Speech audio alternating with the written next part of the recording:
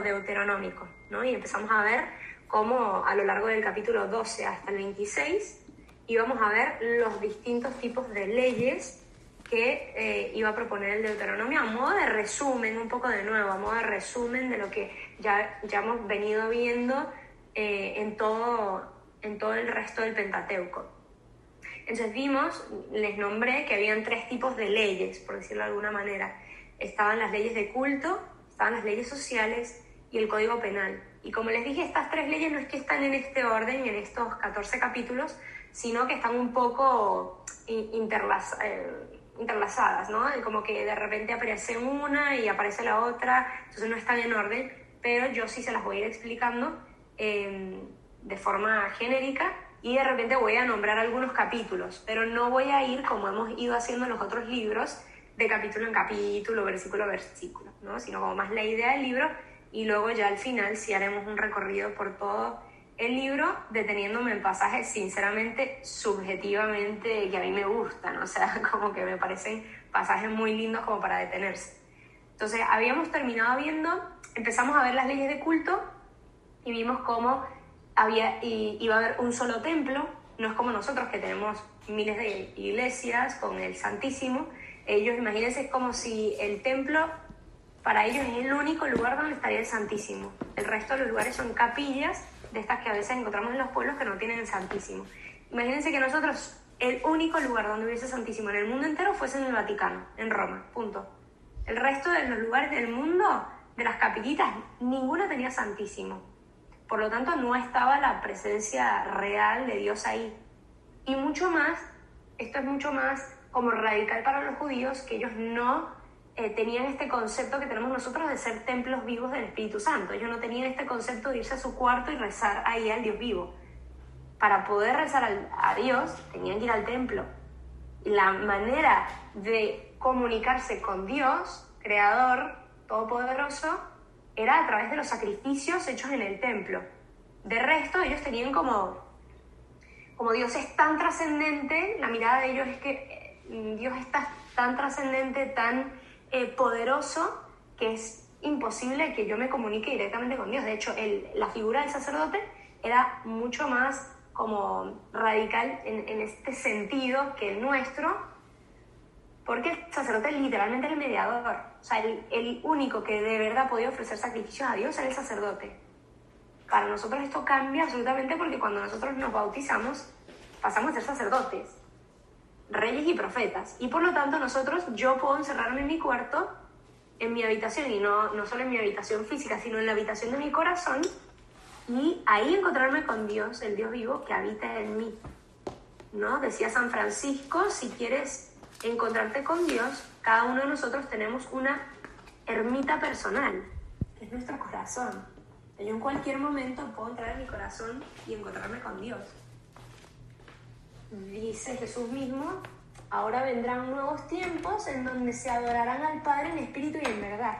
Si yo no entiendo que para los judíos adorar al Padre solo se podía hacer en el templo de Jerusalén, yo no entiendo lo radical de la propuesta de Jesús cuando dice, a partir de ahora adoraremos en espíritu y en verdad, porque el Padre quiere adoradores en espíritu y en verdad, ¿no?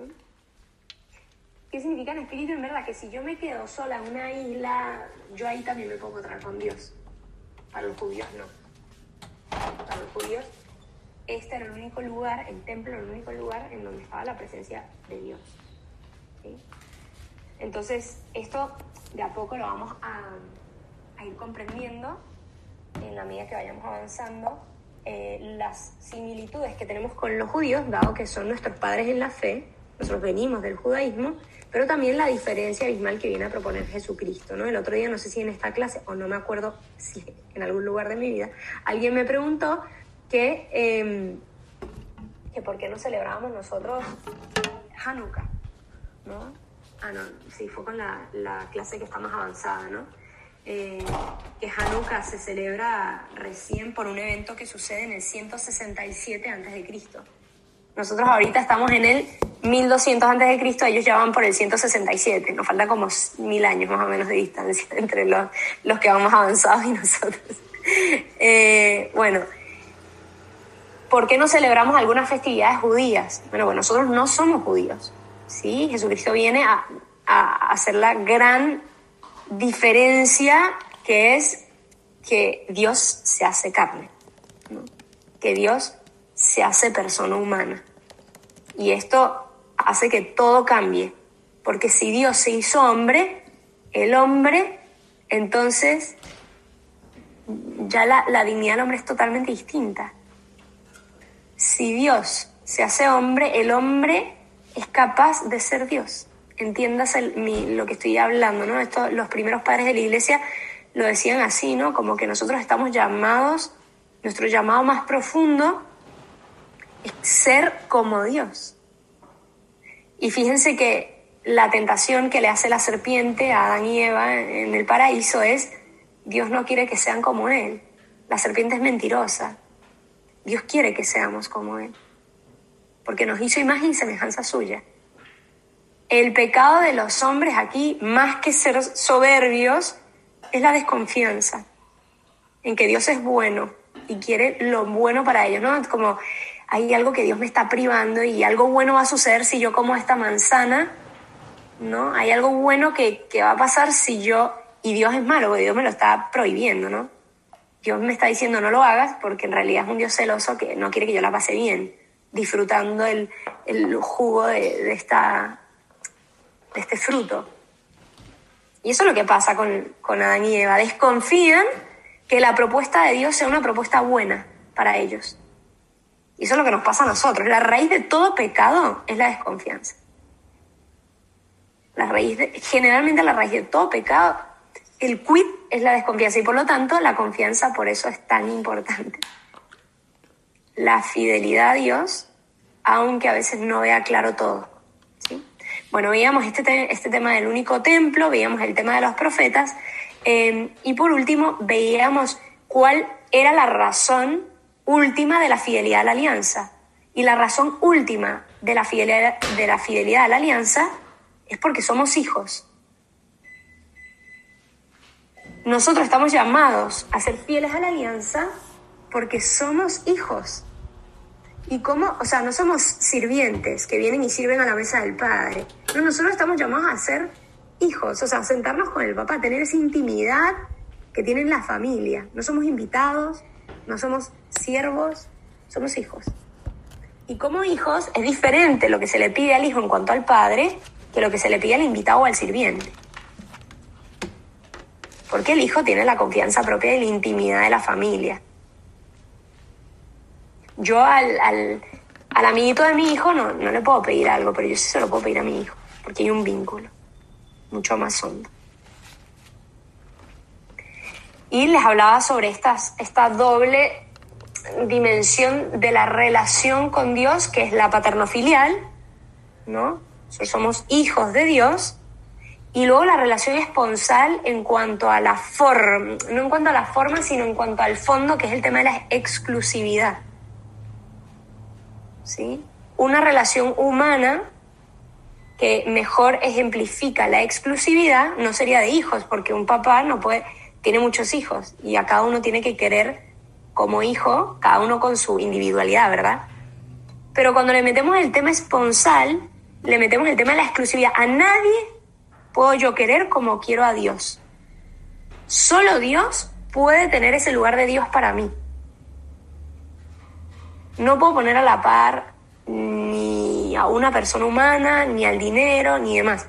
Imagínense que yo agarre y decida que mi mamá, ya que está aquí, la pongo en el lugar de Dios. Y va a poner cara de, no digas eso, ¿no? La pongo en el lugar de Dios. Y un día, ni Dios lo quiera, pero algún día sucederá, parte de este mundo al otro. ¿Qué pasa conmigo? Me muero. Probablemente me voy a morir, pero será algo con lo cual yo no pueda ni continuar con mi existencia. Se me derrumba la vida. Si una criatura finita, yo la pongo en el lugar en el lugar en el cual me va a sostener, va a estar siempre ahí para mí cuando lo necesito, pues no va a ser cierto. Aunque quiera, no puede. Aunque quisiera.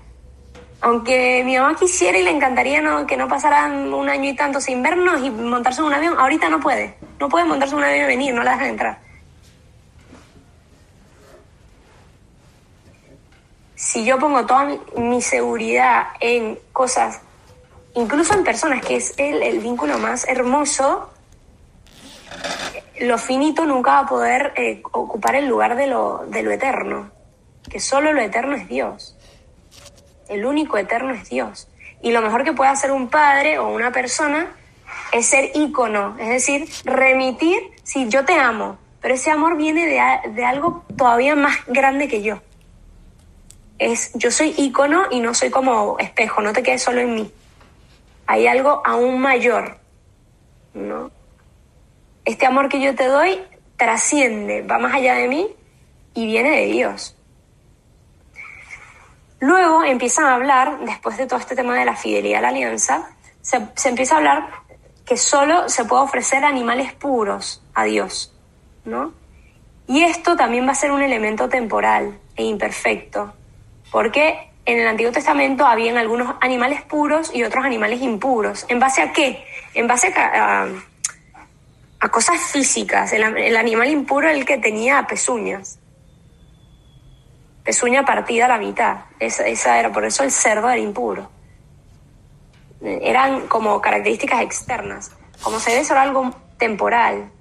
Hoy podemos comer cerdo y no es un animal impuro, pero esto lo sabemos luego cuando San Pedro tiene una visión de que le muestra Dios una cantidad de animales y le dice, Pedro, come, y Pedro, esto ya en Hechos de los Apóstoles, y Pedro le dice, no, yo no puedo comer, yo soy judío y a los animales impuros no los puedo comer, y Dios le dice, lo que Dios ha hecho puro es puro, o sea, todos los animales son puros, tú puedes comer de todos los animales. Y estas son las revelaciones posteriores que Dios va haciendo a través del Espíritu Santo a las personas que van guiando a la iglesia, ¿no? Progresivo, ¿no? Hay veces que dicen, pero ¿por qué la iglesia antes decía esto y ahora dice esto otro? Cuando no son en temas esenciales, ¿eh? En los esenciales se ha mantenido el mensaje. Bueno, porque hay cosas, y el mismo Jesús lo dice, que los apóstoles no estaban preparados para recibir el mensaje completo, pero que el Espíritu Santo les irá revelando la verdad completa. Esto lo dice Jesús, esto no lo digo yo ni me lo estoy inventando. Entonces, esto indicará que hay elementos imperfectos, perecederos, que irán transformándose. Entonces, habrá quien me pregunta, bueno, pero entonces, ¿en qué cosas confío y en qué cosas no? ¿No? Bueno, ahí es donde entra la confianza. Si a mí me tocó vivir en esta era, en este momento, y me toca acoger algunas cosas, las acojo, porque probablemente no son esenciales. Si llegan a cambiar algún día, no son esenciales. Pero el vivirlas me va a hacer menos persona humana, me va a hacer daño. No me va a hacer daño, ¿sí? El que los apóstoles al inicio no comieran carne no les hacía daño. Les hacía daño, ¿sí? No les lastimaba. No les transformaba, ¿no? Y hay veces como que ahorita con la bandera de, no sé, como de los derechos, como que queremos saber la verdad completa. Y ahí de nuevo nos queremos erigir en el lugar de Dios. De repente no estoy listo para saber la verdad completa, probablemente. Pero bueno, de a poco. Yo viví en esta era, no en la era de Santo Tomás de Aquino, ni tampoco en la de los apóstoles. Viví en esta, con lo que esta me trae. Y aquí requiere mucha humildad de mi parte, ¿no? De decir, hay cosas imperfectas y perecederas que estoy viviendo y de repente en un futuro no se van a vivir. Quizás, probablemente. ¿Y qué más da?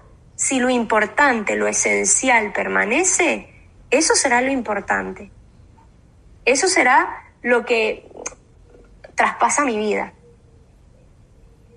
Por eso hay elementos de materia de fe y de moral que no cambian en el tiempo. Nunca va a estar bueno matar al inocente. O sea, la vida puede evolucionar, puede cambiar, podemos ver las cosas de otra manera, pero nunca va a estar bueno matar al inocente. Esos son como principios básicos.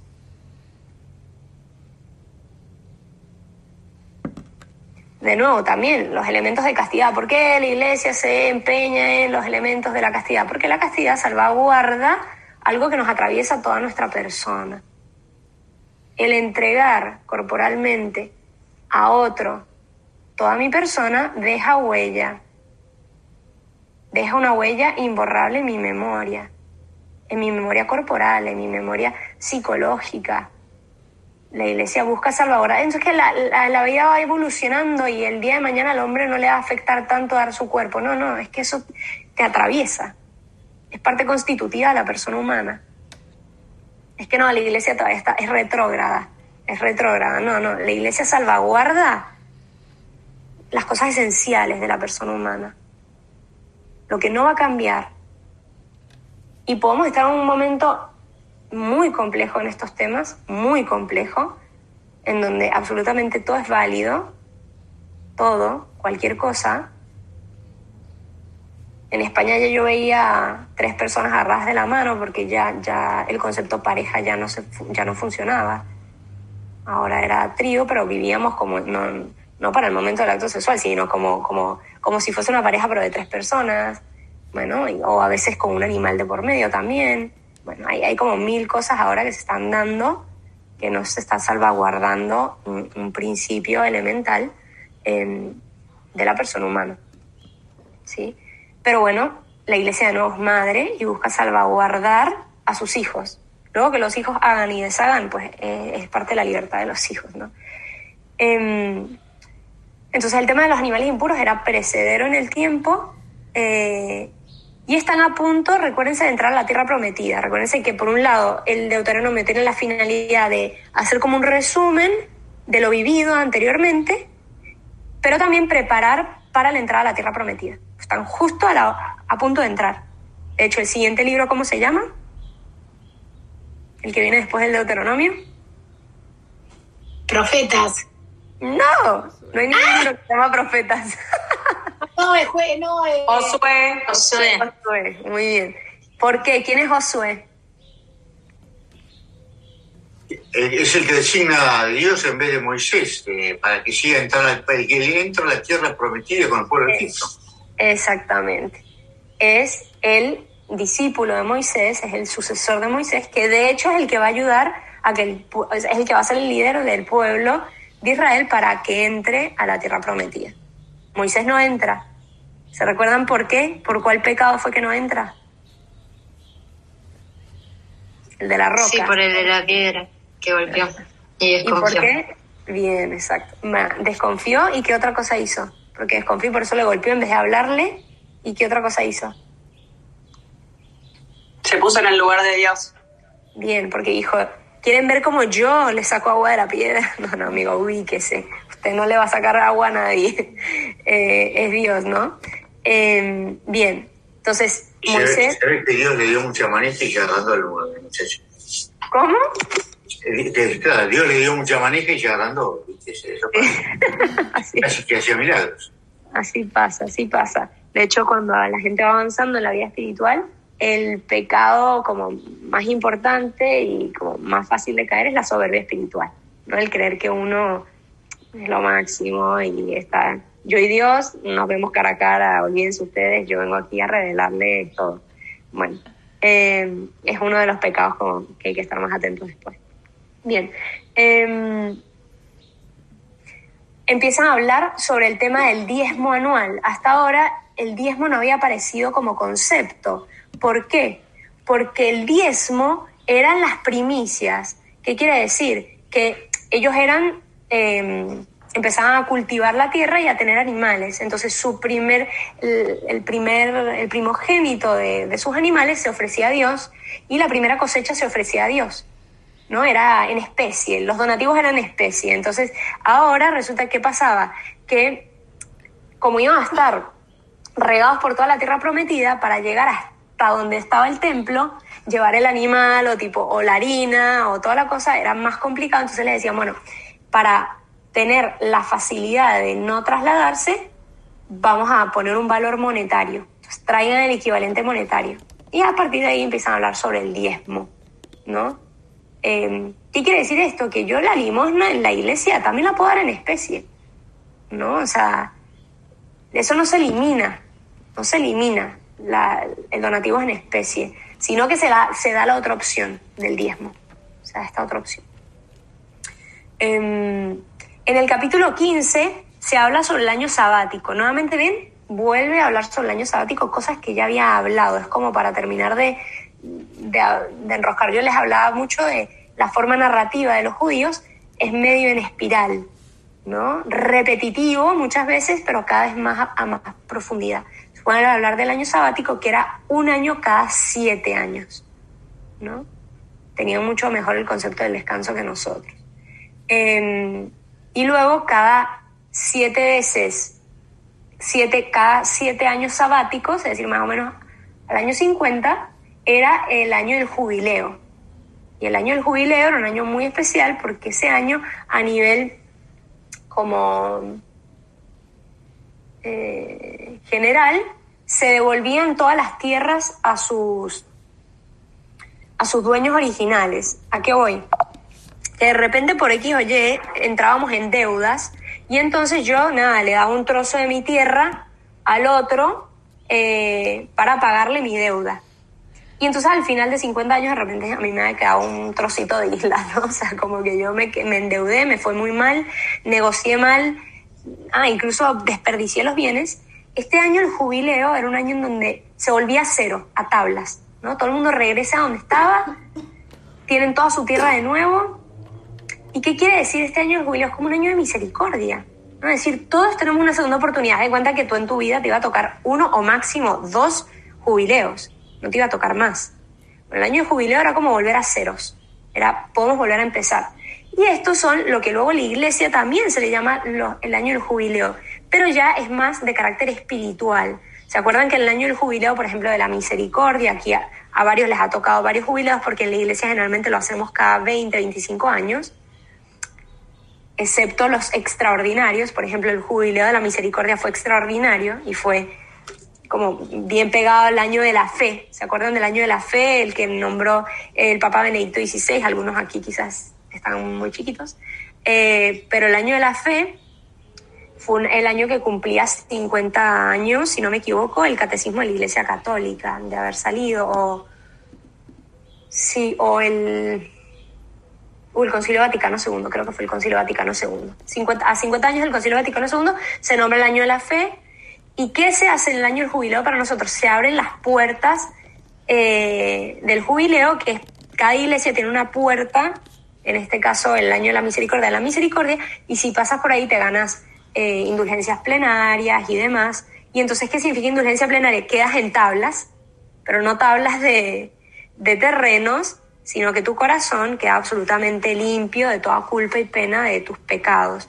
O se lo puedes pedir por cualquier alma del purgatorio. Entonces es como, ese es el significado del jubileo para nosotros, pero en esa época tenía ese significado para los judíos. En el capítulo... Sí. Mari, perdón, antes de que te vayas más lejos, escúchame que te interrumpa. Yo tengo una duda sobre el diezmo, sí. Porque dice que el diezmo debe de ser el 10% de todo lo que de tus ganancias. Sí. Lo primero que uno debe de sacar. Sin embargo, yo cuando hablé con el padre, ¿qué hago? Porque para no dejarlo en la canasta, le dice, doña Eloísa, usted puede, como usted tiene mucha gente alrededor que seguro tiene que ayudar, como que podía también no darlo todo en la iglesia, sino que ¿hasta dónde? Porque tú sabes que los evangélicos, y los cristianos, yo tengo una gente detrás de mí, ahí, hablándome nada más de eso, dice, que por qué nosotros, que él no entiende, por qué nosotros los católicos no damos el diezmo como tiene que ser, que no es limosna, sino que tenemos que dar el 10% exacto. Sí, mira, los católicos no lo vivimos así, no es mandado de la iglesia el tema del diezmo como el 10%, es algo recomendado, obviamente, pero se habla del tema de la limosna, ¿no? El tema de la caridad, de las obras de misericordia y demás. Se supone que el concepto diezmo para nosotros es no te olvides del hermano. Esto no es algo esto es algo que de repente nosotros como católicos hemos terminado deformando. ¿En qué sentido? En que pareciera que es como, yo soy buenísimo porque doy limosna. No. O sea, recordemos, todo me ha sido dado. Yo insisto bastante en esto, ¿no? Todo nos ha sido dado, todo. ¿No? Aunque yo he trabajado, yo he hecho, sí, pero todo me ha sido dado. Si yo tengo dones, pero esto no solo tiene que ser en lo económico. Yo puedo estar entregando horas de servicio y eso es mi diezmo. Puedo estar Lo que pasa es que los cristianos, primero los protestantes quizás son un poco más, son más de la letra, ¿sí? Son más de la letra. Nosotros a veces somos demasiado light, aquí también hay que decir la verdad como son. Entonces nosotros, si bien yo creo que los católicos practicantes serios sí toman en cuenta el tema de dar su tiempo, que vale mucho más que cualquier diezmo, ¿no? Porque el tiempo es algo que lo damos y nunca nos lo van a regresar, ¿no? O sea, es lo único que tenemos en esta vida y una vez que lo damos ya nadie nos lo regresa. El tema del dinero, el tema del donativo en especial, el tema de ayudar al de al lado con cosas materiales, pero no solo, ¿no? El tema de dar clases, o sea, todo esto ad honorem, ¿no? Todo esto es parte de mi diezmo. ¿Qué significa? El diezmo es como la figura para comprender que yo estoy llamado a hacer el bien a mi hermano, que no me puedo olvidar de mi hermano. Ahora, que puede ser que yo cómodamente diga, bueno, ¿sabes qué? Yo mi ganancia es 10%, lo doy y luego me desentiendo. Porque ya lo di. Lo que busca la Iglesia Católica al no hacer una obligación así exacta es que tú entiendas que no se trata de un 10% nada más. Se trata de un estilo de vida que hay que irlo llevando en el día a día. No es que, bueno, ya yo me aparté, ahí está, y luego me desentiendo el 90% para mí y chao. No. Es un estilo de vida. En la medida en que yo lo lleve en mi día a día, eso es como lo mejor. Pues si no, todo bien, di el diezmo, pero no estaba buscando ayuda, no estaba buscando estar atenta de las necesidades que estaban a mi alrededor, no estaba dando mi tiempo, hay riesgos en las dos partes, ¿sí? Porque hay riesgo, entonces ya no hago nada porque ni el 10% doy, ¿verdad? Está el riesgo, pero también está el riesgo de mantener muy a la ley y mantenerlo así, que son diferentes formas de interpretar, sí. La Iglesia Católica lo propone así porque propone más un estilo de vida que una normativa concreta. Es igual que lo del ayuno, ¿no? El ayuno, la Iglesia propone 2 días al año, punto, ¿no? Pero eso no significa que no estás llamado. La Iglesia marca mínimos y luego de ahí la idea es que el amor sea creativo, ¿sí? Pero no solo la Iglesia marca mínimos, Dios marca mínimos. ¿Se acuerdan cuando les explicaba los mandamientos? Que porque estaban en negativo, que porque no te decía, en vez de decirte, no robarás, porque no decía, da a los demás, ¿no? Da a los demás. ¿Por qué no lo puso? Porque Dios no lo redactó en positivo, ¿no? Ahora que estamos en la cultura positivista, ¿no? ¿Por qué? ¿Por qué no en positivo? O sea, es más lindo, ¿por qué no? A ver, Lulú, ¿por qué no? No, creo que limita, ¿no? O sea, te limita, te pone un tope hasta donde vos puedes dar, entonces cada uno o no llegas o bueno, no tiene que tener tope, ¿no? Como que cada uno puede dar infinitamente. Exactamente, entonces marca un mínimo. Tú no debes robar, pero de ahí en fuera, dale, o sea, vuela, da todo lo que puedas, ¿no? O sea, entonces te marca un mínimo. Y no solo te marca un mínimo, sino que también la palabra no, en hebreo, te marca también que no es solo un no de negación, es un no de consecuencia, ¿no? De como tú eres hijo de Dios, tú no robas. Es una consecuencia de, no es un mandato negativo, sino una consecuencia. Como tenemos, es como tú me amas, tú no me engañas. Pero no es no me engañes, ¿se entiende? Sino, como tú te casaste conmigo, tú no eres infiel.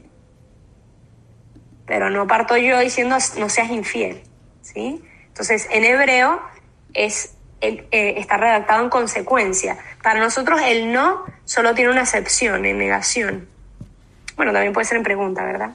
Pero una cosa, May, en caso de que hay un mes que uno tal vez no puede dar el 10% completo, eso no tiene, o sea, eso no, porque algunas veces te lo meten como con un miedo. Si tú no lo das como debe ser, no estás bien, no estás actuando bien con el Señor, porque es llevarlo al templo, que no tiene nada que ver con la limosna del hermano. Esto es los protestantes. Ajá. Pues es que esa es su forma de verlo. O sea, obviamente en mi mirada de Dios y la mirada del catolicismo que tiene del rostro de Dios y de cómo es Dios, Dios conoce los corazones. Si ese mes no pudiste, probablemente Dios lo que quiere es que recibas el diezmo de otros, ¿no? Y te dejes ayudar. ¿no? ¿No? Es como, mira, por eso es tan importante la pregunta de ¿quién es Dios para mí?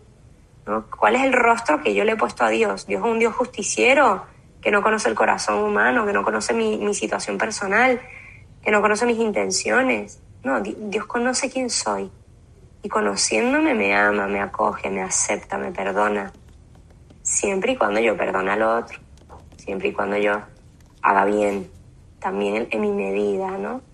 Fíjate que Jesús valora mucho esta entrega de la viuda que entregó muy poquito entregó, era nada, 2 moneditas. Pero para esa viudita, cosa que nadie más sabía sino Dios, él sabía que eso representaba el todo y el otro estaba dando sus sobras. Ella no estaba dando lo que le sobraba, sino lo único que tenía, ¿sí? Entonces, ahí, a veces sin querer, hay lecturas como sesgadas. Se toma un elemento y se absolutiza de Jesús o de Dios y está sesgado del resto. Entonces, por eso, la Biblia hay que leerla no textualmente, sino en toda su estructura. Si yo la leo textualmente, la Biblia se contradice. Así como te lo estoy diciendo. Si yo leo textualmente, la Biblia se contradice. Empezando por los animales impuros que te acabo de decir. En el Antiguo Testamento dice, no comas cerdo. Y luego San Pedro que tuvo esto. Entonces, ¿qué hacen los protestantes? ¿Comemos o no comemos cerdo? La Biblia dice los dos. Si lo leo textual, ¿qué hago? Si lo leo textual, Dios se contradice. Cuando dice no hagan imágenes para adorar, y luego él manda a hacer querubines, ¿no? Ángeles. Se contradice.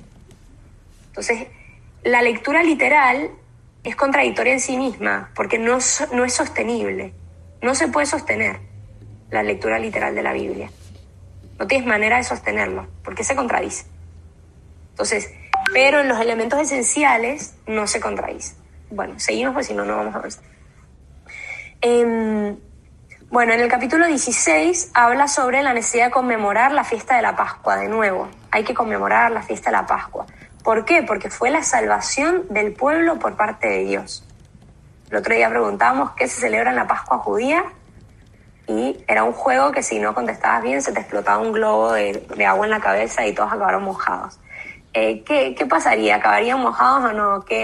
¿Cuál es la respuesta? ¿Qué se celebra en la Pascua judía? ¿Alguien sabe por qué se celebra la Pascua judía? Para recordar la huida de Egipto.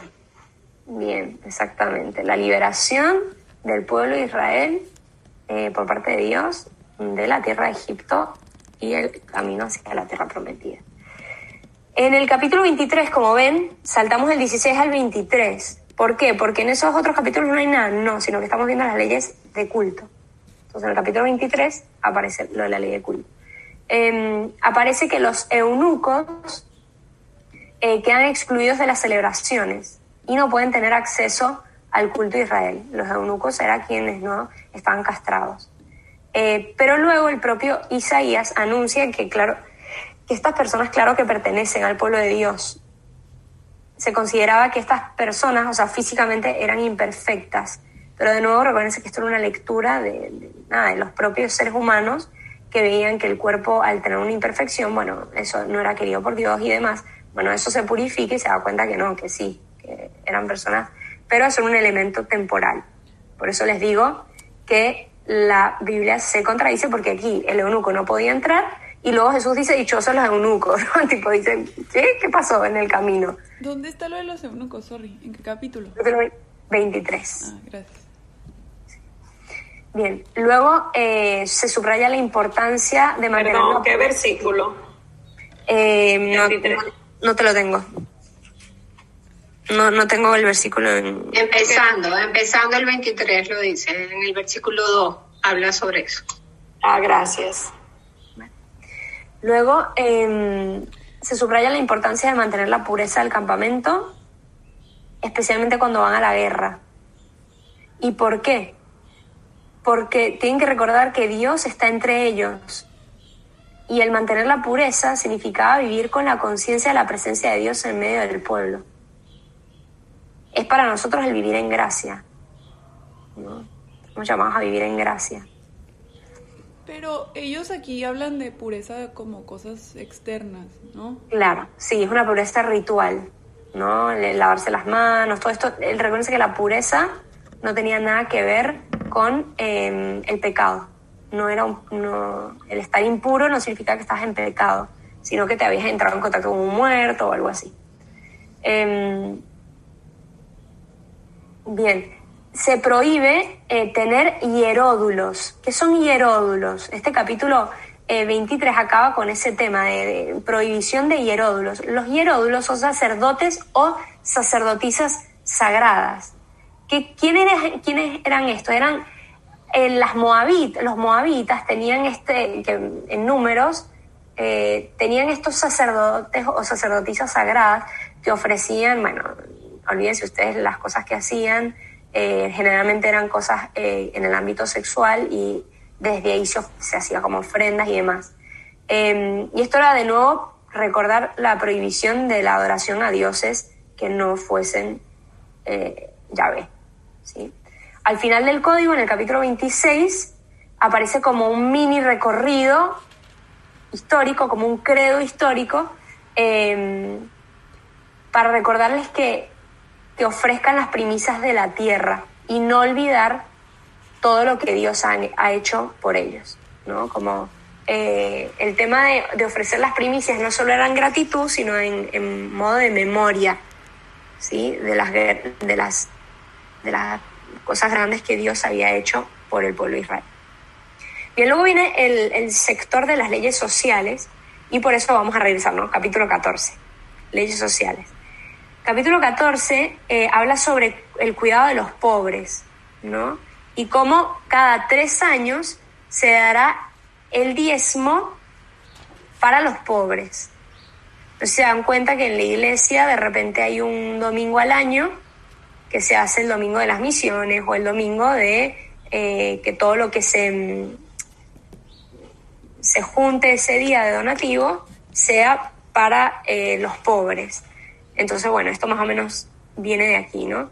El capítulo 15 insiste de nuevo sobre la importancia de ser generoso con los que no tienen.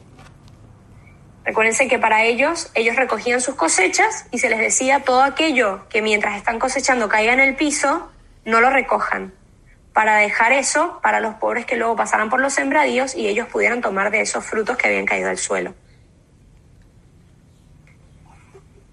En el capítulo 17 se insiste en que los jueces que juzguen y gobiernen a Israel, es decir, ahora serían personas jueces.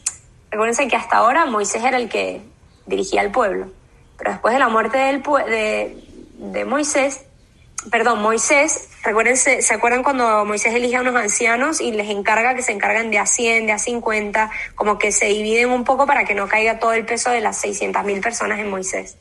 Estas personas eran jueces, ¿no? Personas que tenían la finalidad de juzgar y gobernar a Israel. Pero estas personas era importante que tengan un comportamiento positivo, santo y justo, ¿no? Igual que ahora, ¿verdad? El punto es que muy importante estas características en los que gobernaban al pueblo. ¿Por qué? ¿Por qué estas personas tenían como una responsabilidad, se les exigía un comportamiento más positivo, más santo, más justo que el resto? Bueno, precisamente porque las acciones de estas personas iban a conllevar una responsabilidad mayor. Por eso un líder se le exige más, por eso a un sacerdote se le pasa menos que sea infiel. Por eso a un papá se le pasa menos que al hijo. Porque al tú tener un cargo, tu acción conlleva mayor responsabilidad, porque tu fallo tiene consecuencia a otros. Y esto lo vemos constantemente. Pero no solo lo veamos en lo macro, ¿no? Sino también en lo micro. En la familia, en una pequeña empresa, lo que sea. El capítulo 19 se hablaba sobre las ciudades asilo. Recuérdense que las ciudades asilos eran para personas que habían matado a alguien involuntariamente. ¿Sí?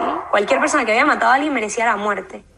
Pero estas ciudades se instauran para acoger ahí a personas que lo habían hecho sin querer. Y ahí se empieza a ver el tema de a poquito, de muy a poquito, se empieza a ver que es muy diferente cuando hay conciencia del hecho a cuando no lo hay.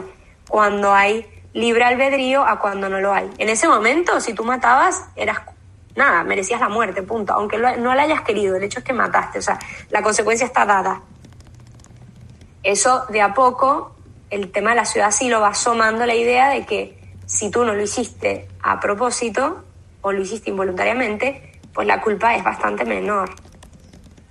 De hecho, ahí ya se ve que hay que instaurar una ciudad para cuidar a esta persona, ¿no? Porque no merecería la muerte, ni muchísimo menos. En el capítulo 20 les indica cómo actuar cuando en tiempo de guerra conquistan otra ciudad. Generalmente se les explica ahí que si tú conquistas una ciudad, todos los bienes que encontraban en la ciudad, no sé, por decirte, si tú conquistabas una casa, pues te ibas a encontrar con la cocina, con los muebles, con la televisión, con demás. Bueno, eso generalmente se ofrecía al anatema. ¿Qué significa ofrecerlo al anatema? Quemar todo eso y ofrecerlo, porque la conquista de la ciudad era una conquista más a nivel espiritual de que Dios quería que esa tierra fuera, pero que no se aprovecharan los israelitas de hacerse ricos con esto, porque no era la idea. Era como que tener la idea bien en claro. Y se los pongo ahora una aplicación para ahora. Si yo quiero, no sé, acercar a las personas a Dios, evangelizar, pues cuidado con la intención que me guía eso, ¿no? Si de repente termino evangelizando a fulanito, porque fulanito me puede dar un beneficio a mí. Entonces la intención a la hora de yo evangelizar y ayudar a alguien, pues cuidado con la intención. Bueno, lo mismo, si tú vas a conquistar una ciudad, no es para beneficiarte luego de lo que esta ciudad tiene, sino porque Dios te la quiere dar. Bueno, lo mismo.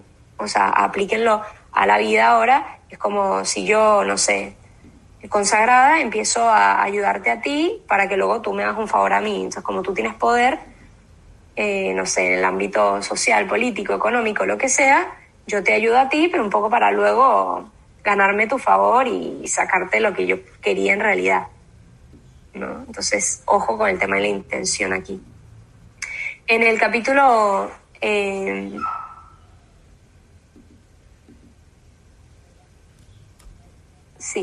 el capítulo 21 se habla de que si hay un homicida que es un desconocido, la familia no se puede vengar por su libre voluntad, ¿no? O sea, en el sentido de no pueden buscar vengarse de alguien que no saben quién es, ¿no? Entonces, bueno, esto es un poco evidente, pero esta persona tendría que venir a decir que era la culpable. También no se puede tratar mal ni abusar de los cautivos de la guerra. Esto era una medida, bueno, totalmente contradictoria o diversa a lo que se aplicaba en la época. Un cautivo de guerra, olvídense ustedes, se podía maltratar y demás, bueno, pero para los israelitas esto se prohíbe. Y luego un pasaje muy interesante para nosotros católicos es el capítulo 21, versículo 23, y dice, bueno, vamos a leer desde el 22. Si uno reo de la pena de muerte es ejecutado y lo cuelgas de un árbol, su cadáver no quedará en el árbol de noche, sino que lo enterrarás ese mismo día, pues un colgado es maldición de Dios, y no debes contaminar la tierra que el Señor tu Dios te da en heredad. Maldito a todo aquel que cuelgue de un madero. Bueno, ¿quién colgó de un madero? El que se hizo maldito por nuestros pecados, ¿verdad? Bueno. Mari, ¿qué versículo es ese? Capítulo 21, versículo 23. pero yo empecé a leer desde el 22-23. Bien. Bueno, algo curioso que se habla aquí para que... El Deuteronomio incluso habla de los transvestis. En el capítulo 22, versículo 5, dice: la mujer no llevará prendas de hombre, ni el hombre se vestirá con prendas de mujer. Y luego agrega una parte muy fuerte para el día de hoy, que obviamente esto no voy yo a leérselo a una persona que está viviendo esta situación, porque sería poco pastoral. Dice: porque el que hace eso es una abominación para el Señor tu Dios. ¿Sí? Obviamente esto, al meternos en el corazón de una persona que está atravesando una situación así, sería muy doloroso leer esto, pero lo que hay que comprender es el mensaje de fondo que la mujer es mujer y el hombre es hombre, más allá de las prendas externas. Lo que se trata de decir acá es que hay una diferenciación muy clara entre los dos sexos, ¿no? Femenino y masculino. Luego también se prohíbe difamar a una virgen, ¿no? También, esto es muy fuerte, pero si un hombre viola a una mujer y es en la ciudad, los dos morirán. Si es en el campo, solo el varón. ¿Qué pasa? ¿Por qué? Porque si es en la ciudad, muere ella también si es una violación. Bueno, se supone que si es en la ciudad, enfrente de todo el mundo, ella habría consentido, porque si no habría gritado, habría hecho ruido, algo para que se impidiera esta situación. En cambio, en el campo, pues ni idea, no se escuchó. El capítulo 20... ¿Cuántos años antes de Cristo es esta? 1200. 1200. Estamos en una humanidad bastante poco evolucionada en el sentido de conceptos, de ideas, o sea, son hombres no prehistóricos, ¿verdad? Pero muy distintos. Igual que de repente en 1000 años esperemos que los hombres hayan evolucionado en cuanto a conocimiento. O sea, nosotros deberíamos ser más sabios que los filósofos griegos, cosas que no somos, ¿verdad? Pero bueno, deberíamos. Pues tenemos más elementos para hacerlo. Luego, más adelante, en el capítulo 23, sale algo muy lindo porque dice que está permitido entrar en las viñas a comer uvas, aunque no fuese tu viña. No dice que está permitido tipo agarrarte 500 racimos de uvas y llevártelos para atragantarte de uvas, ¿verdad? Eso no lo dice. Dice que te puedes agarrar un par de uvitas y disfrutar. ¿Por qué? Porque la tierra es de Dios. Lo que no se puede hacer es yo entrar con mi mochila y llenarla de uvas y luego venderlas, ¿verdad? Eso no. Puedo agarrar un par de uvitas, disfrutar de la creación de Dios y alimentarme de lo que hay. Porque la tierra es de Dios, ¿sí? Esto es muy importante, porque ahora creemos que la tierra es nuestra, porque es de mis antepasados. Y bueno, sí y no, así no. La tierra es de Dios, y Dios en este momento me la ha dado para que la custodie, para que la cuide, y no para yo hacerme rico infinitamente sin importarme el hermano. Puedes entrar a comer lo que necesites. En el capítulo 24... aquí está el famoso texto del divorcio, que Jesús hace referencia. Porque aquí, de nuevo, volvemos a entrar en la contradicción eloísa de leer textualmente. Porque aquí Moisés aprueba el divorcio, ¿sí? Y dice así, capítulo 24, versículo 1. Si uno se casa con una mujer y luego no le gusta, o sea, no es una razón válida, tipo, nada más no le gusta, tipo, todo bien. Porque descubre en ella algo vergonzoso y le escribe el acta de divorcio, se la entrega y la echa de casa, y ella sale de la casa, va y se casa con otro, y el segundo también la aborrece, le escribe el acta de divorcio, se la entrega y la echa de casa, o bien muere el segundo marido, el primer marido que la despidió no podrá casarse otra vez con ella, porque ha quedado impura. sería una abominación ante el Señor. Bueno, ¿Qué quiere decir esto? Que está hablando aquí que el divorcio es algo válido, ¿sí? Más allá de toda la movida de que el hombre es el encargado de dar el divorcio nada más y toda esta parte, que no voy a entrar en estos detalles, es como toda la parte como más torcida de decir, cultural de la época, de que solo el hombre podía pedir el divorcio y si no le gustaba y demás. Pero más allá de eso, aquí se ve claramente que se puede, el divorcio se puede. Y este es el texto que en tiempos de Jesús él mismo alude, se le alude a él y le dicen, ¿qué pasó con ese texto de Moisés? ¿No? Que se permite el divorcio. El texto habla en condicional, que si un hombre da un acta de repudio a su mujer y ella se vuelve a casar y la vuelven a repudiar, luego el primer hombre no puede volver a tomarla como esposa. Aquí Moisés legisla un abuso que se daba por parte de algunos varones que repudiaban a su mujer para tener a otra un ratito y luego volver a tenerla la misma, ¿verdad? Que la que lo cuidaba bien y tal, la deja un rato y luego la llama de nuevo para cuando está más necesitado de su compañía. Jesús, ¿qué dice? Él subraya que Moisés no ordenó dar acta de repudio, sino que por la dureza del corazón del pueblo lo permitió, pero no lo mandó. Fíjense, aquí dice, él escribe el acta de divorcio, o sea, como diciendo, cuando esto lo hacen, pero no es háganlo, está permitido dar actas de divorcio, no.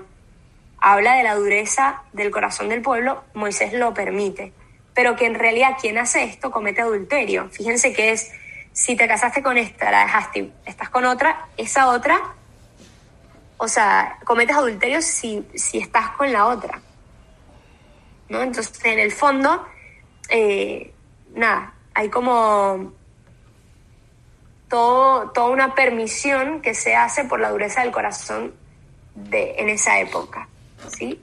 Como por ejemplo el tema de la ley del talión. La ley del talión era una medida pastoral en su momento, ¿no? Hasta que se pudiera decir, no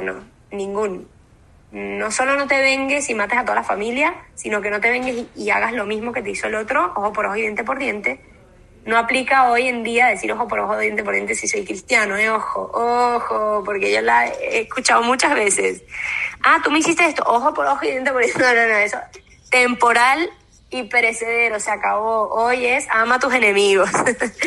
Ama a los demás como Dios los ha amado. Eso es lo que nos aplica a nosotros. No aplica el ojo por ojo, diente por diente, ¿no? Como él me engañó, ya no aplica. Porque luego nos aplican las cosas judías, algunas cosas todavía seguimos siendo un poco judíos, ¿no? Vamos a ser judíos, aquí nos gusta esto. Y no aplica.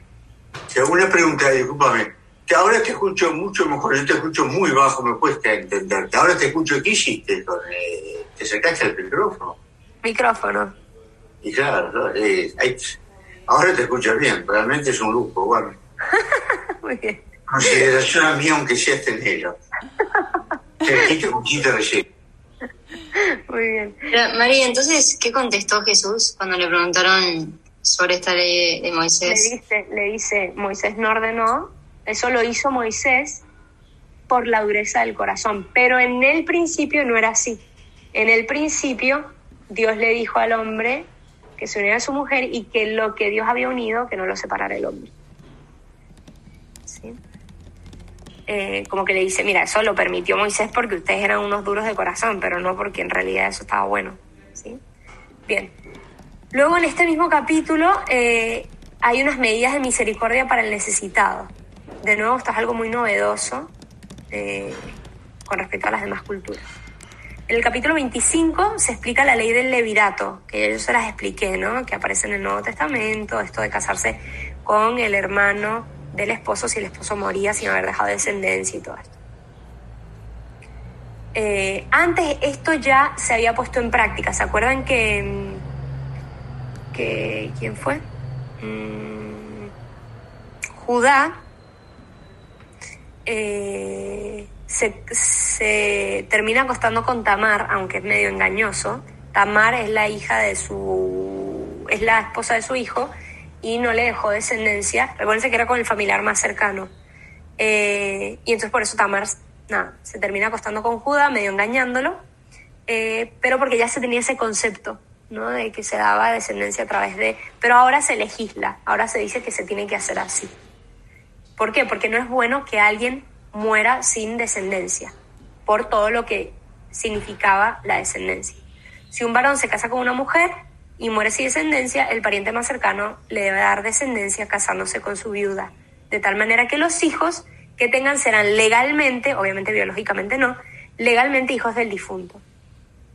Bien, y en el capítulo 26 se indica este tema del diezmo trienal, o sea, cada 3 años para los necesitados, que en nuestro caso podía ser la colecta de Cáritas, ¿verdad? Bueno, a ver si tenemos 3 minutos. Terminamos entonces con la tercera parte, que es el Código Penal. El Código Penal es todo esto, pena de muerte y demás, como los castigos que debía recibir alguien cuando fallaba algún tema como un poco más importante. En el capítulo 17 se habla sobre el tema de la pena de muerte. La pena de muerte como posibilidad para aquellos que eran muy malas personas.